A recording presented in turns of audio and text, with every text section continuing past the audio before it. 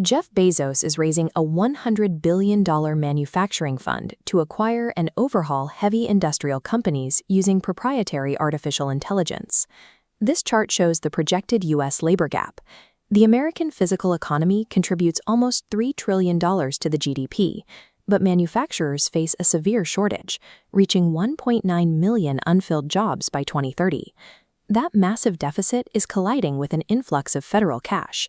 The government is pouring money into domestic production, including a $961 billion defense budget and the CHIPS Act, providing tens of billions to build semiconductor plants on American soil. You have a sector starved for workers, yet flooded with government capital. That combination creates a multi-trillion-dollar economic vacuum. To capture it, an investor needs deep enough pockets to buy the physical factories and advanced enough technology to run them efficiently without human labor. To build that machine, Jeff Bezos has aggressively liquidated $14 billion of his personal Amazon stock. He is stepping into a co-CEO role, his first operational leadership position since leaving Amazon in 2021. His strategy relies on two distinct parts working together. First, there is the $100 billion acquisition fund. Second, there is Project Prometheus, a newly formed AI research lab currently valued at $30 billion.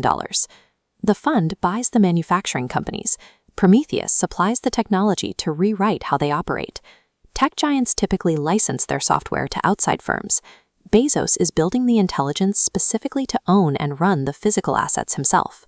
Raising $100 billion requires looking past traditional venture capital.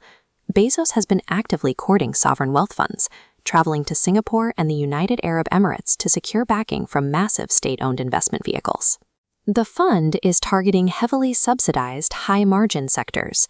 That means aerospace manufacturing and semiconductor fabrication, industries where government contracts effectively cover the massive capital costs required to operate. It is a classic private equity maneuver, executed with a technological advantage. You acquire legacy industrial companies at a discount because their operations are slow and inefficient. Then you retrofit them with automation to drastically lower costs and boost profit margins. The banking sector is already positioning itself for this shift. JPMorgan Chase is in early talks to support the initiative through its Security and Resiliency Initiative, a specialized group focused entirely on advanced supply chains and defense. The intelligence powering this buyout is being developed in San Francisco. Project Prometheus has quickly recruited over 120 top-tier researchers, pulling talent directly from Google DeepMind, Meta, and OpenAI. Prometheus builds simulations that predict the behavior of the physical world.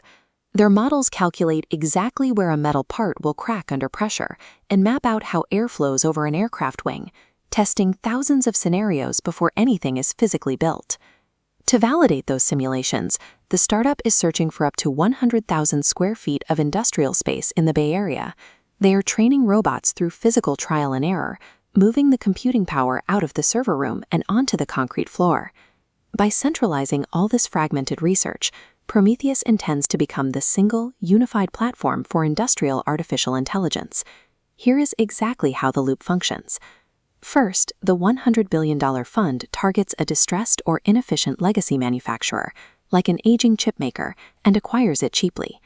Next, Prometheus researchers deploy their technology directly into the facility.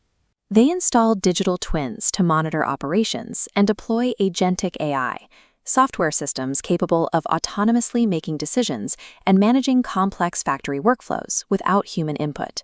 With operations streamlined, the facility crosses the threshold into an AI high performer, where earnings jump by 5% or more. The newly generated profits are then fed back into the central fund to finance the next acquisition. The final result is a pristine, highly automated plant. Manual processes are replaced by autonomous wafer inspection and AI-controlled lithography, the highly precise method of using extreme ultraviolet light to print microscopic circuits onto silicon. Bezos is moving fast because the window is closing.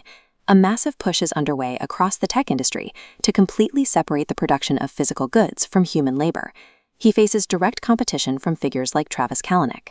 The former Uber CEO recently rebranded his own 8-year stealth startup as Atoms, explicitly targeting the digitization of mining, food production, and manufacturing. But applying software logic to heavy industry carries massive financial risk.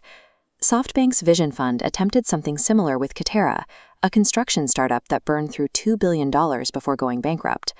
The tech industry is used to the nearly infinite scale and zero marginal cost of code.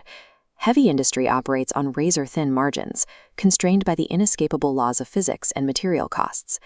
Before any facility can become a hyper-efficient digital twin, someone has to retrofit the decades-old machinery currently sitting on the factory floor. These legacy operations run on deeply embedded institutional knowledge. A senior machinist knows exactly how a specific gear behaves on a human day.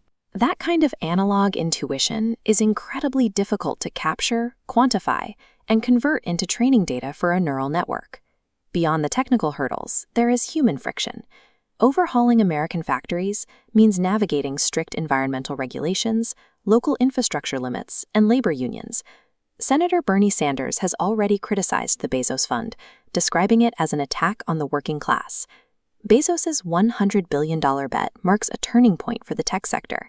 After decades of optimizing our screens, the industry's most powerful actors are now taking control of the physical world.